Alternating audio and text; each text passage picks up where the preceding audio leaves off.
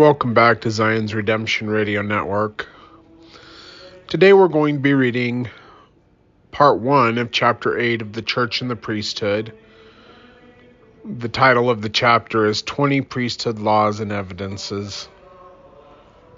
We'll be reading starting on page 109. And this actual chapter goes to page 177, so that is 66 pages. That's a lot. It's going to take me quite a bit to get through this chapter, I think. But it's okay. I got my little nap in that was 4 hours long, and that's why the last program was 4 hours long, because I fell asleep.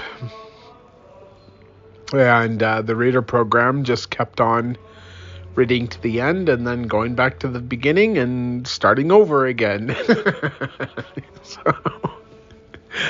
Oh man, I was tired, and I still am tired, but it's 10 p.m. now, and I still have a couple of episodes to make, just to make sure that I have at least 1 or 2 days when I get off of work. So I'm trying to make episodes for the 4 days that I work, and 1 to 2 days after I work, so at least 6 episodes. But I want to cover 7 days, because I'm trying to put out 1 podcast a day, every day of the week. That's my new goal, and I don't know how long I'll be able to keep up for doing this. But anyway, let's get into the reading right after we dedicate the program, and then I'll read as long as I can, and we'll see where we get from there.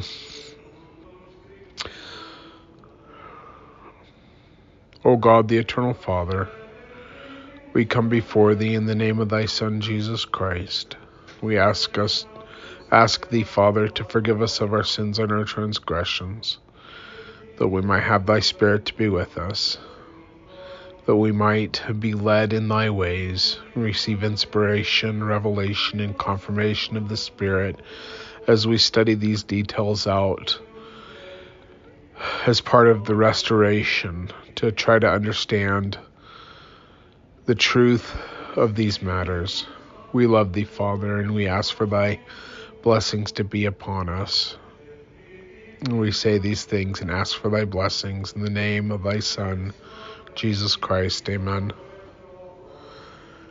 20 Priesthood Laws and Evidences, Chapter 8 of the Church and the Priesthood, starting on page 109, but this chapter goes to page 177. Of course, like I said, it's too much. I won't be able to get through that. On my reader program alone, if I just had the reader program read it, it would be 2 hours long. So, ordinance instituted in the heavens before the foundation of the earth, in the priesthood for the salvation of men, are not to be altered or changed. All must be saved on the same principles. That's Joseph Smith, Teachings of the Prophet Joseph Smith, page 308. Why was it that the Lord did not restore the gospel and the priesthood to one of the many churches already in existence? The answer is probably because he knew the ministers and their congregations would not accept them. See, like, people get stuck in their ways, and then they won't accept anything else. The LDS Church is the same with that, and that's the reason why Isaiah and others see a remnant. It's a small group of people who live God's laws, and they're led by a servant called some people call him the Davidic servant. Some people call him the Indian prophet. There's different names, the one mighty and strong. But like these people that God has following this individual, they're not going to, hopefully they're not going to bring their customs, because the LDS Church is saturated with Gentile customs that are not part of the restored gospel. They're not part of the church. There's perverted doctrines, because over time these things leach into the church, and then it starts to get hardened in its ways. That's why you don't see Pentecostal type LDS congregations, because in the beginning, it's like pouring concrete. Like, it's moldable and wet, and you can you can do things with it. But once it gets hard, there ain't no changing it. There is no changing it. And sometimes the mold gets a little bit weird. So, and that would be the Gentiles who stomped all over wet concrete. Anyway, this is evidenced by the fact that after Joseph Smith established the priesthood with its doctrines and ordinances, other church combined to oppose him and the restored gospel. However, preserving and maintaining these priesthood laws and ordinances have proved to be just as difficult as restoring them. When the U.S. Constitution was originally adopted, a lady asked Benjamin Franklin what they had given to the people. He responded, "If a republic, if you can keep it." Undoubtedly, the prophet Joseph Smith felt the same. He had given the saints the fullness of the gospel and the authority of the priesthood, but could they keep it? A church should be subordinate to the priesthood authority, but unfortunately, churches have a tendency to expect the priesthood to function only within their framework. The important question is, can men within the church make significant changes in priesthood laws and ordinances and still possess the priesthood? Well, the answer is no, as we've already covered. Joseph Smith talked about that. All right, let's see. This chapter contains criteria on 20 different doctrines and principles that will show their close connection to the priesthood as compared to the LDS Church. The information provided on these important gospel subjects will show that priesthood laws remain the same whether or not the LDS Church changes or rejects them. Okay, topic 1, the LDS Church and appendage to the priesthood.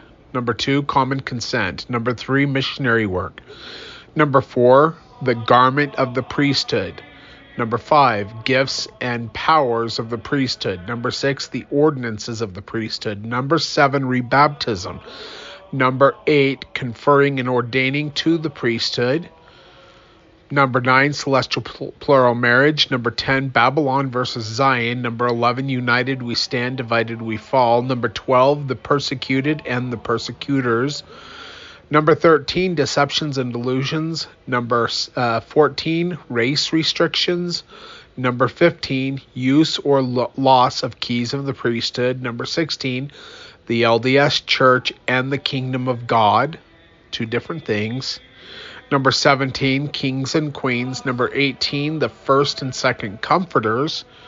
Number 19, the redemption of Zion. And number 20, the only true God. We're on page 111 at 2%. Yeah, this is a long chapter. All right, number 1, the LDS Church, an appendage of the priesthood. Creationists and evolutionists continue to argue about which came first, the chicken or the egg, but historians do not have that same problem regarding the church and the priesthood. It is an established historical fact that the priesthood existed before the church and was actually the power and authority that created the church rather than the church creating the priesthood. We could compare it to the church as an automobile and the priesthood as the builder of the automobile.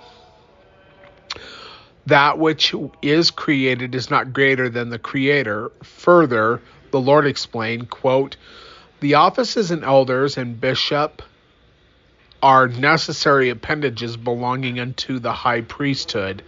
Doctrine and Covenants, section 84, verse 29. All other authorities or offices in the church are appendages to this priesthood, referring to the Melchizedek priesthood. Doctrine and Covenants, section 107, verse 5. Professor Sidney B. Sperry described these appendages as attachments or adjuncts. Doctrine and Covenants Compendium, page 557, which indicates that the church is merely an attachment to the priesthood.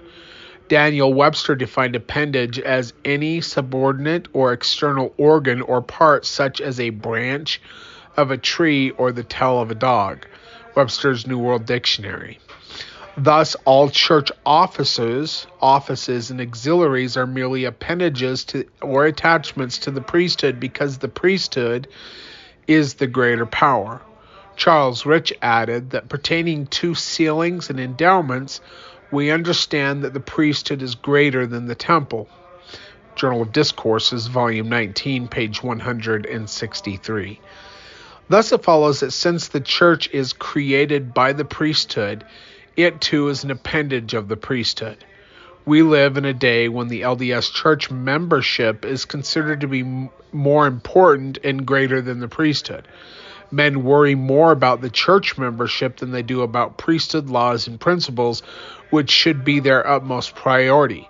Why would men compromise and make concessions which jeopardize their priesthood? Simply because they place the church position above the priesthood authority and erroneously think that the priesthood is an appendage to the church. And I just, so the church put out this little meme with where the church numbers were at in 1924, because that's when Russell M. Nelson was born, and he recently had his 100th birthday, and showing the increase in the numbers. And I took the membership of the church and divided it by the wards and branches, and came out to something like 549 or something, maybe it was 539 people per ward and branch, which is ridiculous. Like, wards don't have that many people in them, not that many active people, and branches definitely don't. Like, I've been in branches where there were 15 members of the church there, So I was just showing the disparity between the numbers and how the majority of those who the church claims are LDS are not active, they're inactive. The church also claims membership on people that they don't know where their records are till 110 years old, and then they drop them off. So the membership numbers of the church are greatly skewed. Because why would they do this? Well, there's lots of reasons why people give me why they do this, but I believe that the reason is because they want to have popularity in the eyes of the world, and they believe numbers show truth, which is weird because the Catholic Church has a lot more members than the Church of Jesus Christ of Latter-day Saints, and that doesn't prove that they're true, but it's all about popularity with the world. Excuse me. My friend was talking about, I've known him for, probably 10 or 11 years now. And he was talking about this individual that he has in his days seen this guy get excommunicated like 3 or 4 times for adultery, and then he always comes back into the church, and he currently has a temple recommend. Well, in the church, the bylaws of the church given by God himself in the Doctrine and Covenants say that you cannot welcome an adulterer back into the church, but this guy keeps coming back and coming back and coming back, and I think what my friend has a problem with this is because I think one of his wives went off with him. I can't remember. I might be wrong about that, but it doesn't matter. Like, if you've confessed to adultery and you've been excommunicated, it's lights out for you. You don't get to come back. You get to keep your reward. But anyway, the church doesn't follow the rules that has been laid out for it. Like, I was excommunicated for apostasy because I have the temerity to stand up to what God has shown me. Like the fact that I have seen him face to face. Well, a stake president didn't like that when he heard about it. And so he excommunicates me because only the president of the church can ever have that kind of experience. Like, L. Tom Perry was sent by Gordon B. Hinckley to interview me about those things. and they believed me. But like this rogue stake president doesn't care what anybody else says. He's just going to do what he does. And I was excommunicated without a trial. They didn't need me there. They didn't want me there. So, but that's against what God has laid out as far as the church, how things are supposed to be done. But they don't care, because Babylonian businessmen have hijacked your church. False administrators, as God has said to me in a revelation that I have written down, have hijacked your church. Continuing on, President J. Reuben Clark made a very important clarification on this subject when he said, "The priesthood is essential to the church, but the church is not essential to the priesthood." Improvement Era, Volume 39, page 134. He infers that the church cannot exist without the priesthood, but the priesthood, being greater of the two, can exist without the church. And I would say the church could exist without the priesthood, because the priesthood is not in other churches and they exist. I think I know what he means. Like, the church cannot be a living church if it doesn't have the priesthood. It could be a dead church, But if the church is in apostasy so much that it has died spiritually, I don't know what to tell you. I mean, I've felt the Spirit in lots of different churches. It didn't mean they have the priesthood. It just meant that truth was being told in them. But just because you feel the Spirit in a church doesn't mean it's a living church. A living church has living revelation, guidance by actual priesthood leaders that are prophets, seers, and revelators, and all the such. If you don't have that active process of revelation to the church, you don't have a living church. And it's been over 100 years since the Church of Jesus Christ of Latter-day Saints has had an active, living revelation. In fact, 1890 was the last one Wilford Woodruff claimed to have a thus saith the Lord revelation, but I think it was a dark revelation. I don't believe him. But there were other revelations before that, like the 1886 and the 1882 revelations. But let's see, how long's that been? 240 years, or what was it? No, 140 years? Yeah, something like that. 140 something years, 142 years since the church had a thus saith the Lord revelation. And then those ones, what happened to them? The church tried to cover them up and say that they don't exist. So guess what? They don't get any more. All right. According to the prophet Joseph Smith, now the great and grand secret of the whole matter, and the summum bonum of the whole project is lying before us, consists of obtaining the powers of the holy priesthood. Doctrine and Covenants, section 128, verse 11. And that's the thing. God wanted to give them the fullness of the priesthood in the Nauvoo temple. And in order for that to happen, the Father himself had to come down to a place that was prepared for him to physically give it to us. In order for that to happen, you had to have the Melchizedek priesthood to go into his presence, because that's how you do that. You don't come in the physical presence of the Father unless you have the Melchizedek priesthood, which they still had in Nauvoo, regardless of what some fools have said. Okay? Now, if they would have done what they were supposed to do and they finished that temple, the Father would have come down to give them the fullness of the priesthood, which was obtaining the powers or the full endowment of God's priesthood. Not a play, it was an endowment of power.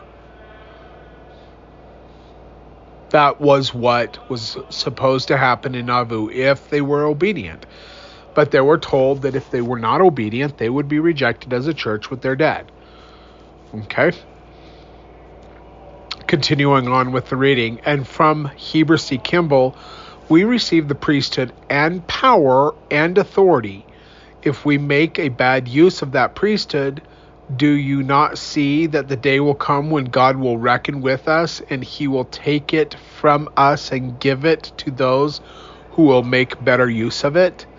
Journal of Discourses, Volume 6, page 125. So they knew that God could reject them, and that if that rejection happened, which it did, it happened long before this statement, that God could give it to another people. But then again, I've heard people say, "Well, he said he said he would never take it off the earth." Yeah, he did say that. So how would that happen, where he gives it to another people? Well, the priesthood would be given to an individual through the regular means of laying on of hands from a physical mortal being to another physical mortal being. And then God would give the fullness of the priesthood to that individual that he chose. And then the keys of the priesthood, the church and the kingdom, and that person would fulfill Daniel chapter 12, wherein the man clothed in linen raises his arms to the air after the manner of the Melchizedek priesthood and severs the power, or scatters the power of all the holy priesthood. It's in Daniel chapter 12. It happens in the last days. It already happened. I was given the priesthood by a man by the name of Jack Christensen, who was born in 1900. I received it from him when he was 97 years old, before my mission, and then I was given that priesthood, and then I went on, and eventually in 2003, so 5 years later, God took me up to a place called Mount Vashel, where I physically climbed a mountain, Mount Vashel, and at the top of the mountain there was a temple. I went into that temple and I saw the Father face to face in that temple. When I came into his glory, I fell on my face. He told me to get up or arise. I stood up. He opened his arms to me, and I embraced him in the flesh, and he embraced me in the flesh. My Father in heaven embraced his Son, myself, in the flesh. He told me to kneel down before him, and he placed his hands on my head and gave me the power and the authority that he wanted me to have to give this priesthood to another people, which I have done. He also sealed me up unto eternal life, thus making himself adopted to me, or like, it's part of the law of adoption. So, like Joseph Smith was sealed up through his calling and election to Jesus Christ, and then Jesus Christ is sealed up to the Father. And there's a priesthood line of adoption. So people were being sealed to Joseph Smith because he was sealed to Jesus Christ, and through that to the Father. That, and then beyond the Father to the Elohim, and eventually to God, the Eternal Father. Well, I was sealed directly up under the hands of the Father to himself. So when it talks about one man on the earth, Joseph Smith was the man on the earth. I'm now the man on the earth. I've been given the fullness of the priesthood and the keys, and according to Daniel chapter 12, which I did not understand at the time that God told me to use the authority and the power that I was given to sever the ordinances of all the holy people. That was confusing to me, but I did it. And then later on, my aunt found that revelation, that scripture that talks about the man clothed in linen in the last days doing that very thing. So she was all excited. She calls me up and says, "You fulfilled prophecy." And I'm like, "What? What are you talking about?" Anyway, it turns out actually I'm fulfilling many prophecies, which is strange for me. Like, wow. Anyway, but it doesn't matter. It does matter. Whether I accept it or not is between you and God, but it is a thing. Anyway, but God's already given the priesthood away to another people. Part of the whole scattering the power of the holy people in the last days is that all of your ordinances have been severed. Your baptisms, your blessings, your priesthood ordinations, your sealings, your marriages, they're all null and void in the eyes of God. All of them. And I'm not just getting that by my own logic. It says it in the revelations that God has given me. And hereby one remains that you must come to. That's what it says in those revelations. But continuing on, that includes your blessings, your priesthood, your baptisms, all of it. It's all been wiped out. It's basically God's using this as a hard reset to set the house of God in order, because he cannot get those other ones to change, to set themselves in order, because he allows them to have free agency, and they're going to do what Gentiles do. And there's a lot of good in those churches. There's a lot of good, and there's a lot of truth in those churches. But they have the power and the authority to do what they're going to do, and they're not going to accept me, God's witness, as part of that. And so God is not going to accept them. So I asked God, why do you want me to do this? He said, because if they will not accept you as my witness, I will not accept them. Plain and simple, down to the brass tacks, the flat truth. He gave me the authority that he gave me so that I could set the house of God in order. And I do that first by teaching, which is what we're doing right now. Anyway, we're on page 113 at 5 whopping %. Oh, this chapter is huge. Thus, when there is a discrepancy or conflict between the laws of the church and the laws of the priesthood, it is a much wiser choice to follow the priesthood rather than one of its appendages. Number 2, common consent. According to revelations from God, the LDS Church is to be governed and controlled by the vote of its members. Officers are to be voted upon before they take office. See, yeah, and that's the truth. But when President Nelson became the president of the church, they set him apart as the leader of the church before General Conference, and that is that's not supposed to be done that way. But they don't care. They don't care. They're going to do things the way they want to do things, because they're the ones in charge. You think Jesus is in charge of the church?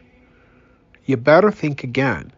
The leaders are in charge of the church. Jesus has no say in the matter.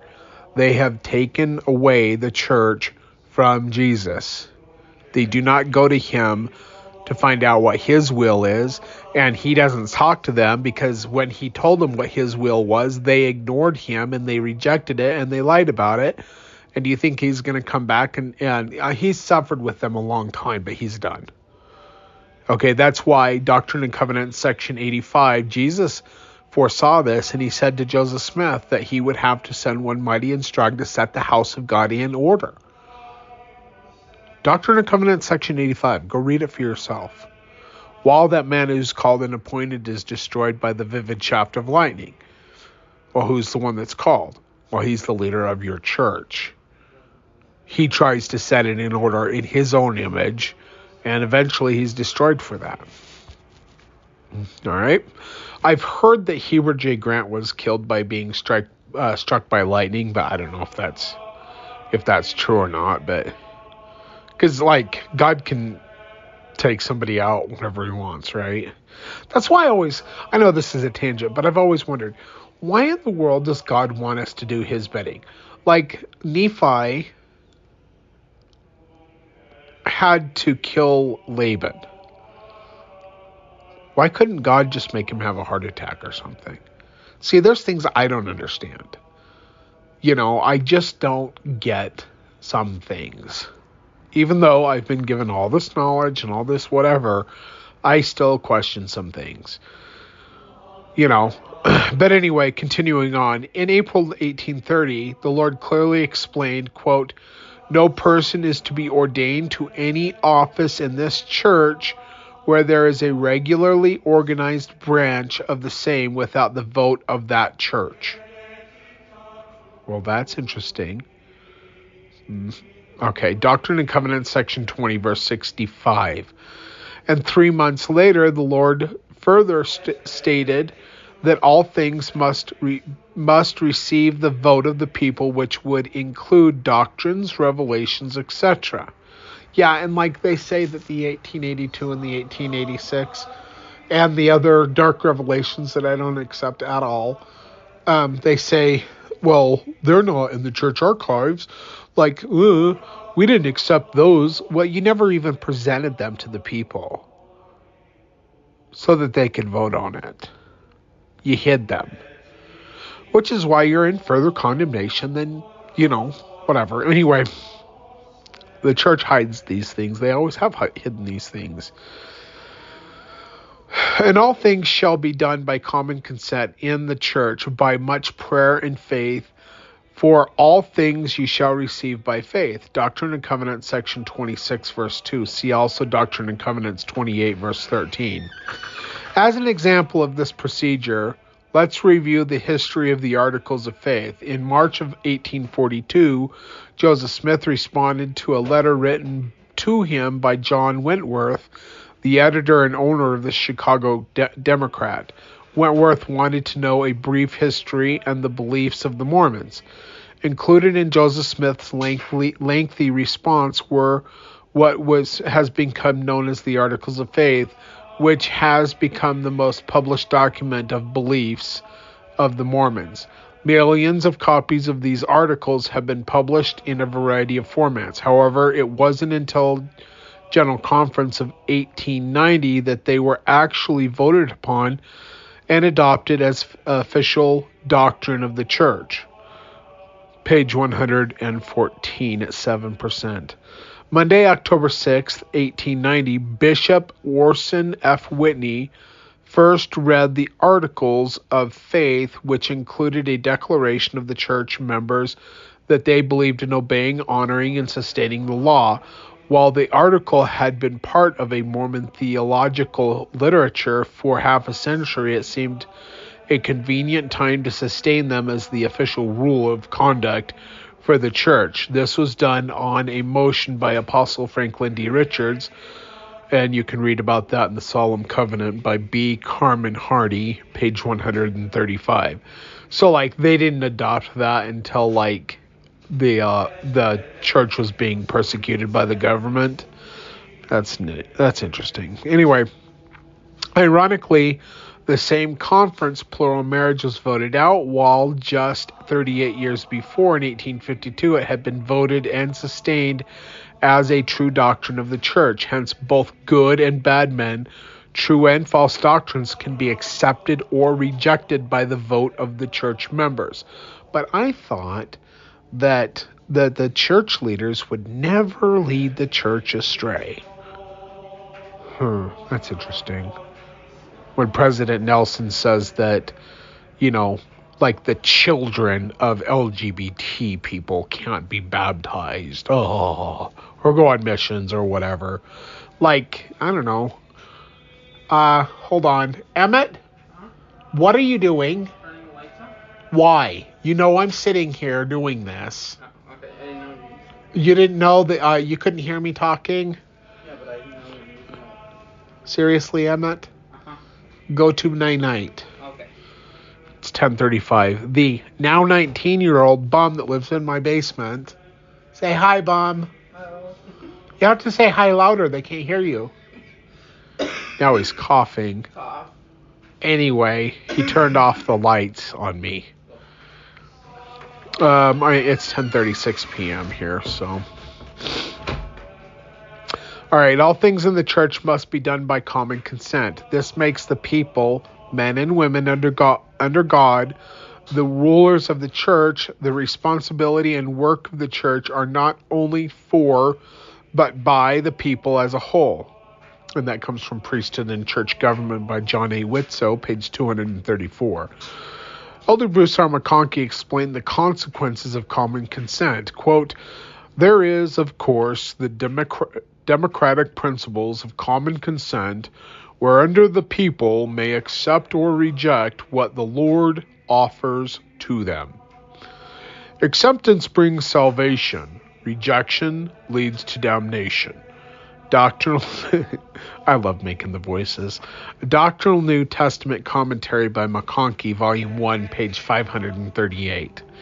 B.H. Roberts concurred and further explained, suppose a law is promulgated before the Latter-day Saints, a revealed principle of truth is submitted for their acceptance, and then in the exercise of that liberty which God has conferred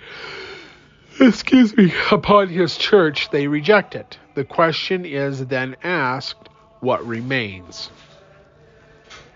Okay, we're on page 115 at 8%. Wow.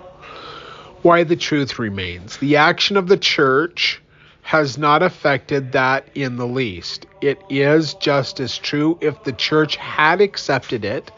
Our acceptance or rejection does not make or mar the truth. It simply determines our own relationship to that truth. If we reject the truth still remains.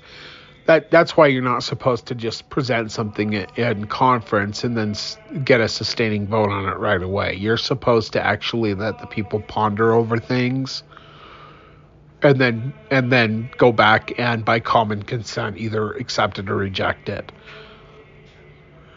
But that's not how it works in today's church, but that's how it's supposed to work. Anyway, human conduct does not affect the truth. End quote. The Defense of the Faith and the Saints by Roberts, Volume 2, page 518. And also from Elder Roberts, quote, "And if they reject it, the truth still remains, and it is my opinion that they would not make further progress until they accepted the rejected truth." And that comes from the Improvement Era, Church Publication, Volume 8, page 363. In the common consent process, however, if someone casts a negative vote against any of the church general authorities or their programs, it could lead to serious questioning, threats, and being escorted from the tabernacle or being required to sign a test oath. Joseph Musser wrote of such repercussions, quote, "Why vote at all? Why vote at the conference if one is compelled to vote in the affirmatively?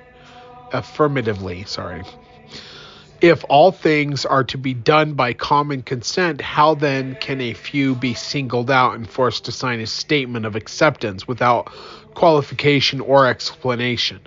The present attitude of the leaders is that of modern gangsters. You may use your inalienable right to vote as you see fit, but you must vote for me." Truth Magazine, Volume 1, page 135.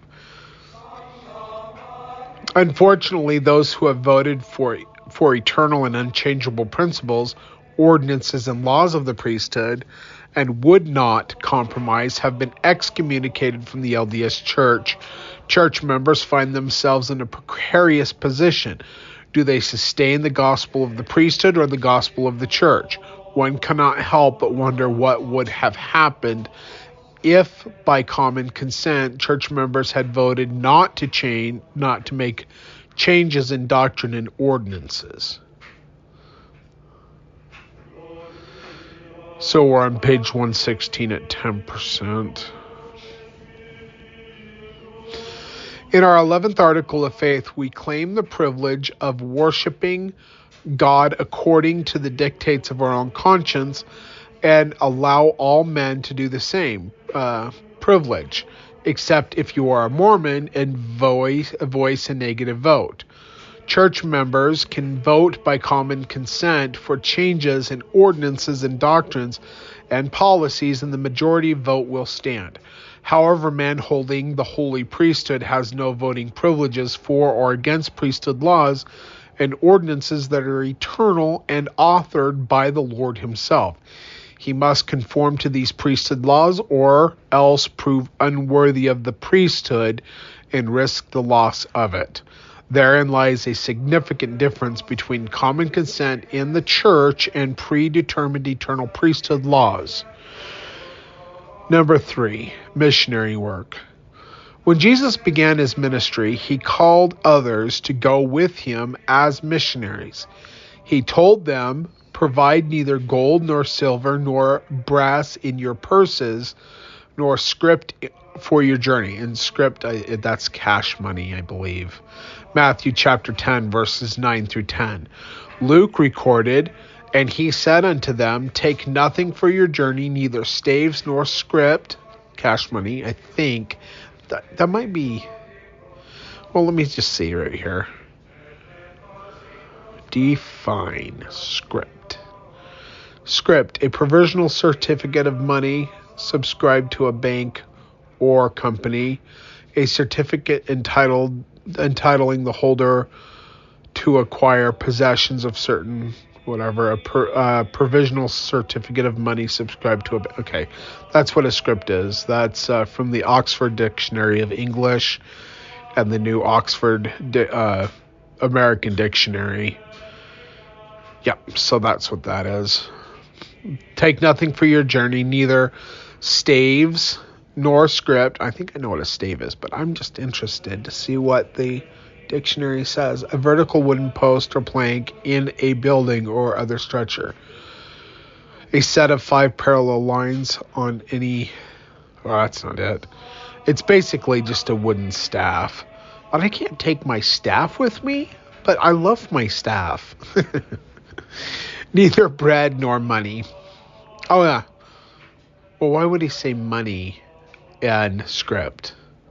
Maybe there's a translational error there. Anyway, Luke chapter 9, verse 3. These were Christ's instruction to his 12 apostles, Luke 9:1, as well as to the 70, which is in Luke 10:1, who were to be the missionary force of the church. And that's the way it's supposed to be now, but they've changed everything because change is fun. They do things because they want to do things, not because God tells them to do things. Anyway, these missionaries were sent out 2 by 2 before his face into every city and place, whether he himself would come. Luke chapter 10, verse 1. That's talking about the 70s. So how this is supposed to work with missionary work, it's not about elders that are 18 to 25 or sisters going out into doing... That's not how it's supposed to be done. I know that's how it's done now, but that's not how God gave the instructions for it to be done. And guess what? He didn't change or abrogate any of those things that he said.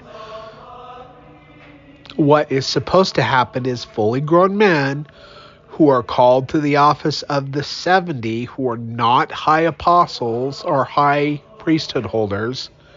They are elders in the 70. That's how it's supposed to be. Don't get mad at me.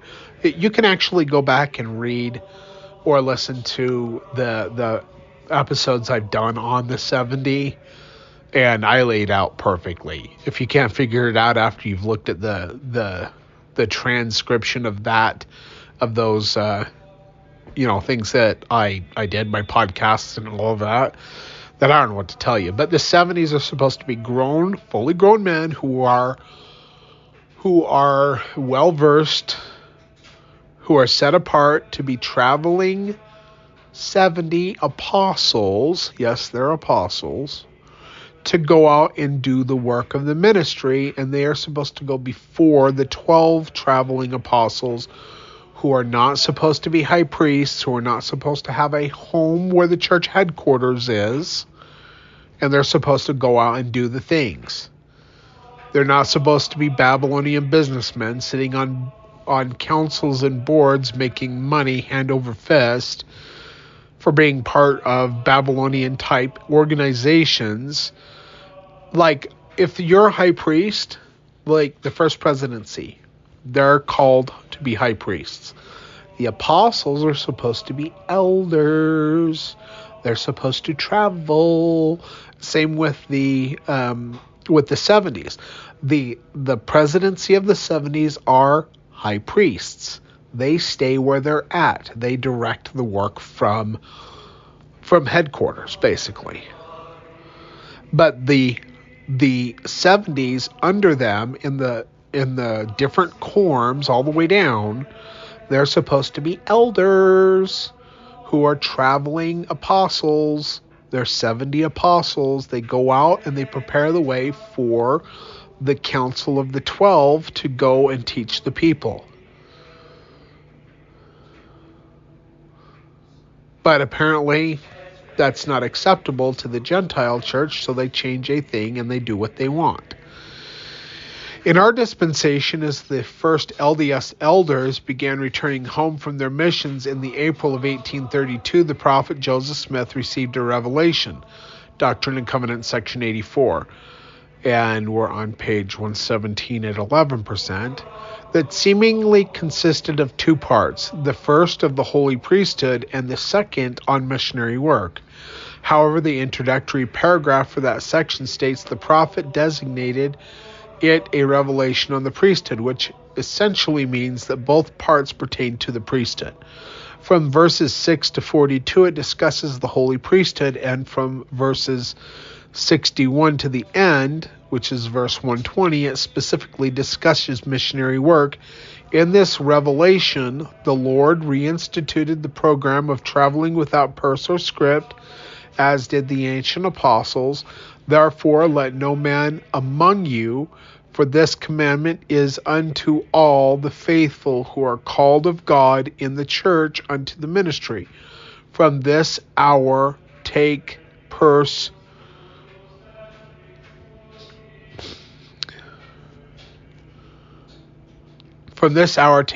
or script that goeth forth to proclaim this gospel of the kingdom. Doctrine and Covenants, section 84, verse 86. Thus, from 1832 until after the turn of the century, this priesthood law and procedure was also the established rule of the LDS Church. That's because God told them to do it, and they did it, right? At least they did some things right. Why missionary work was without purse or script, why was missionary work without purse or script the accepted way of the Lord? The Apostle George Q. Cannon beautifully answered this question, quote, every young man who goes out, as in the case of our young men who constantly going goes without purse or script, what is the result? They have to feel after God. If they want a pair of pantaloons, which is just pants, they have to go ask God to obtain them. If they want a meal of victuals, they have to exercise faith on this account. In sending out my sons to preach the gospel or having them go, I would not give them $1 to go with.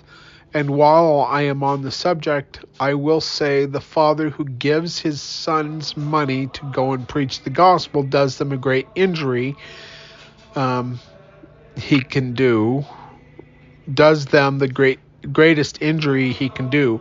I would not do it if I had millions at my disposal.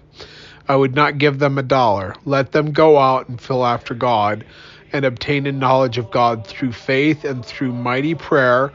When a man is hungry, when a man is without friends, when a man has no place to sleep, he will, if he believes in God and his gifts, be certain to go to ask and to him and ask him to furnish that which he needs. And when his prayers are answered, he has greater faith the next time. George Q.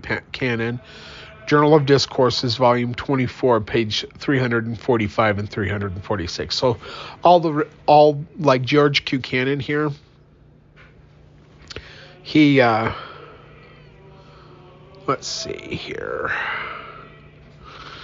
So already by the time of George Q. Cannon, they were sending out young men instead of what God told him to do with the 70 apostles. Oh, brother.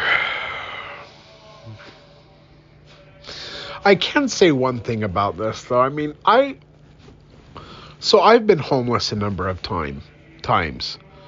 Like, I've been homeless where I walk the streets in the middle of winter finding no shelter and almost dying from hypothermia. That was back in 1996, 1997.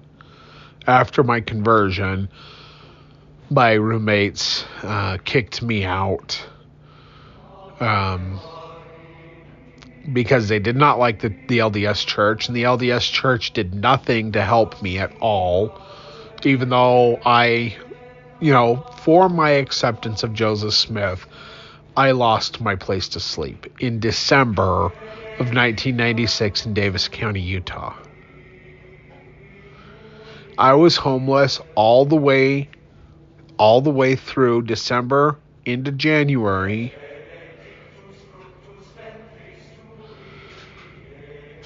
I had no place to sleep. I did have some money because I would donate plasma. But I had no vehicle to live in. I had no car to sleep in. I had nothing. It was like some of the most horrible experiences of my life. But there's been other times when I was homeless by choice. So after I was engaged to this girl up in Washington State, and I moved everything up there. I had a motorhome. I moved everything up there, and I was going to get a job there, and like we're going to get married, and we were going to live in Moses Lake. Her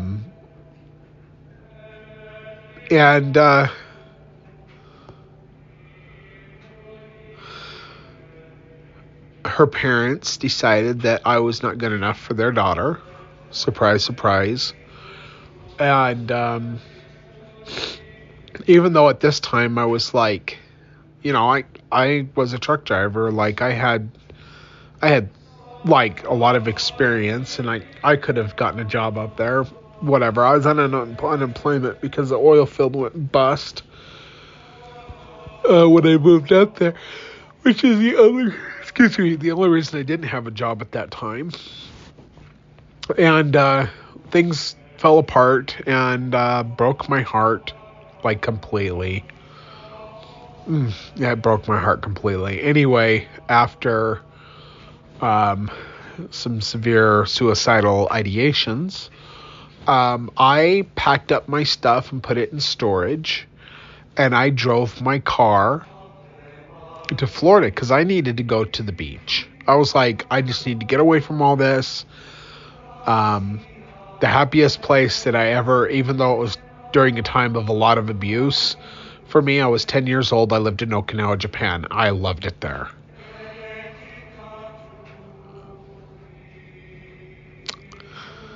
Lots of memories. Anyway, I was like, well, after I tried to overdose and hang myself 3 different times, I decided, okay, well, I can't die. Like, I overdosed on 5,000 milligrams of tramadol. Like, I hung myself 3 different times. Like, I was seriously, like, I'm done with this world. But I couldn't die. Okay, so I was like, well, where am I going to go? So I packed up my stuff, and I got in my car, and I drove to St. Petersburg, Florida. I was going to Miami-Dade County, but I didn't make it there. I made it to Tampa, and I was like, Tampa's a dump. So I went over to St. Petersburg, and I fell in love with that place. Yeah, and for 3 weeks, I lived in my car. I went to labor place every day. It's called Labor Finders. Got in line at like 5 in the morning so that I could be sent out on jobs and make some money and maybe save up enough money to get into a roommate situation to where I wasn't living in my car. And I slept in my car and I showered at the beach. Like every day after work, I'd go run into the water and just relax. And then I would go up on the beach and they had these showers and I would wash off and get all clean. And then I'd go get in my car. And sometimes I had money and sometimes I didn't. And sometimes I had absolutely no money and no food. And there were times when people, and I would never beg. I never asked anybody for anything. If I couldn't get it myself by working, then I would go hungry, and I'd go hungry for days. Like I went, what's interesting, after 3 days of being hungry, your hunger pains go away. At least they do for me. And like, there's been twice in my life when I've gone without food, like any solid food, any broth, anything. The only thing I had was water. For 30 days at a time. And then I was like, okay, I probably should start eating food again because, like, yeah, I need to. So after 30 days, I would start drinking broth and work my way up to, like, creamy soups. And like, not a lot, because by the time you've been starving yourself for 30 days, you can eat like a quarter of a peanut butter sandwich and you are stuffed full. But you can't do that at first, because if you eat solid foods when you haven't been eating solid foods, your body rejects it. You have to work up to it. So anyway, but like, I have been homeless, like I'm telling you, and like, God always provided for me. There were times when I was at a workplace one time to like looking for jobs, like trying to figure out what I'm going to do here. And I remember this guy, I was so hungry, but I was clean. I didn't look homeless. I was just looking for a job and using the computers at a place called like a workforce services place where you go get on the computer and you look for jobs or whatever. And a guy came over and gave me money. He's like, God told me that you needed this and that I was supposed to give it to you. I didn't ask for it, but Heavenly Father saw my issues and he provided for me. And eventually I was able to get work through one of the there was two main companies that used me. Of course, I did lots of other work. I did, like, we'd clean out 55 and older trailer homes and stuff. And because I was one of the hardest workers, I was hired on there to help be the assistant manager of the maintenance department. So I did a ton of work. It was fun. Like, they just let me do my thing. They told me what I needed to do, and then I would just go and do it.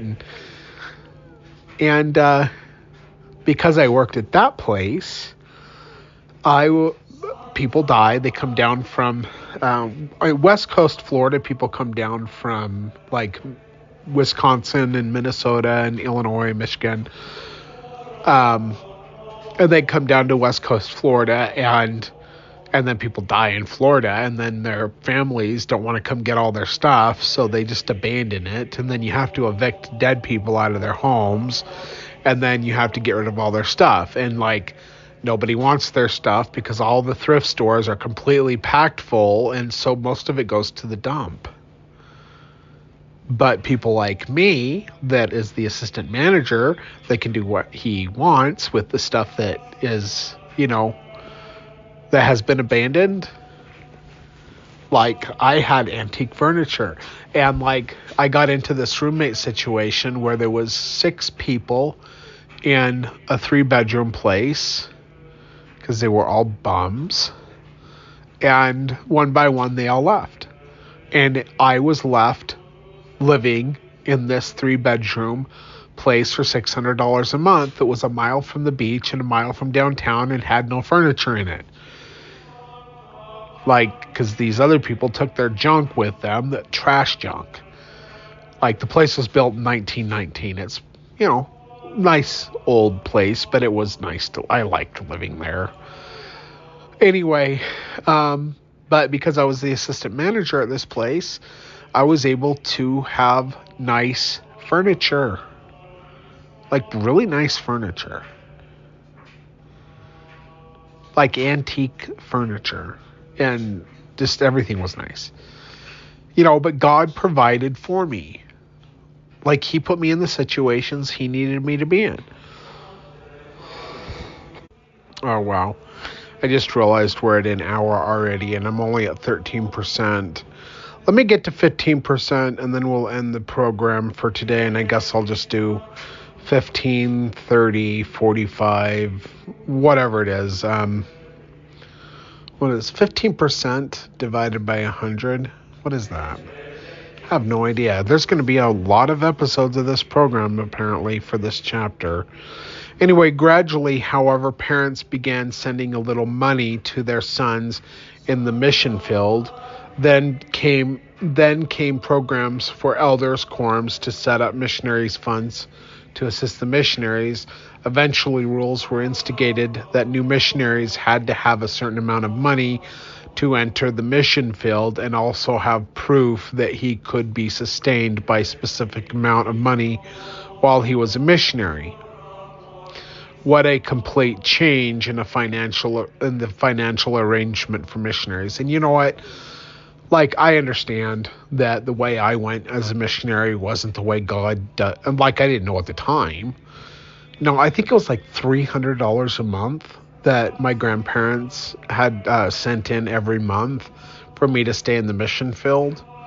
And I think it's $300 a month across the board. I could be wrong in different countries, but anyway, so we had an apartment. We lived in an apartment. Like, we had bicycles. They sent me money so I could like fix my bike. And I had a bike called the Leahona. It was like the best bike ever. It was like a road bike, but it was built like a mountain bike. Like, it was awesome. And it was called the Leahona. I actually got one of those Crown air fresheners, and I figured out a way to put it on the top, and they'd be like, "What is that?" And I'm like, "It's my Leahona." Ha, ha, ha, ha. And then I'd tell people what a Leahona was, and in the Book of Mormon, like, it was just something to talk about.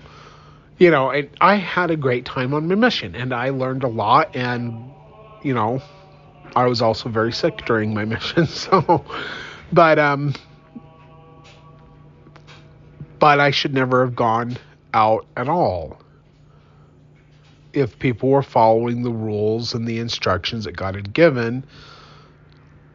There would be 70 apostles who were not boys sent out to do things a certain way without purse or script.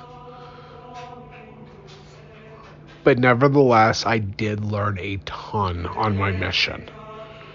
Okay, traveling without purse or script became a lost part of the past. To recap its history and significance, number one, it was practiced at the time of Christ and was restored in our dispensation in the very same manner and with the same word expressions. Number two, it was included in the Doctrine and Covenants with other items that pertained to priesthood work. It was given to the LDS Church as a priesthood law. Number three, the Lord has said it was to be instituted from this hour forth without any indication that it should be changed or discontinued. He never gave a revelation changing or stopping its practice or abrogating it. Number four, it was not given by way of preparatory instruction and experimental effort or because they were too poor to go any other way. The Lord said it was a commandment, a perpetual, unchangeable law of the priesthood. Nevertheless, this commandment and priesthood law has been changed by the church to be more accommodating and fit their modern program instead of church conforming to this unchangeable law of the priesthood. All right, so now we're on page 119, and the next topic is going to be the garment of the priesthood, and I'll come back with that when I start the next part of my program. And yeah, a little over an hour, but it's okay. So thank you for listening, everyone. Take care. God bless. And God be with you till we meet again.